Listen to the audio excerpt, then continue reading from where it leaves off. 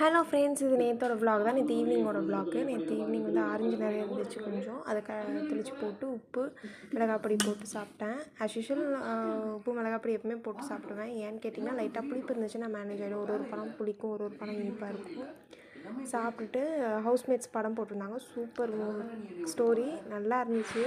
பார்க்க இன்ட்ரெஸ்டிங்காக இருந்துச்சு. எனக்கும் அம்மாவுக்கும் சிரிப்பு நிறையா, அந்தளவுக்கு படம் சூப்பராக இருந்துச்சு. அதுக்கப்புறம் இது வந்து சாணி அக்கா போட்டு வலிச்சிருந்தாங்க நேற்று பார்த்தீங்கன்னா மழை வந்துருச்சு. அதனால வீடியோ எடுத்தேன். அது என்னன்னு தெரியல, நம்ம சாணி போட்டு வலிச்சாலே மழை வந்துடும். அது மாதிரி லைட்டாக தான் வந்துச்சு, ரொம்ப பாதிப்பு இல்லை. அதுக்கப்புறம் நைட்டு அரிசி பருப்பு செஞ்சு சாப்பிட்டு ஈவினிங் மாதிரி அரிசி பருப்பு செஞ்சோம். மார்னிங் வந்து தோசையிலேயே மேனேஜ் பண்ணிட்டோம்.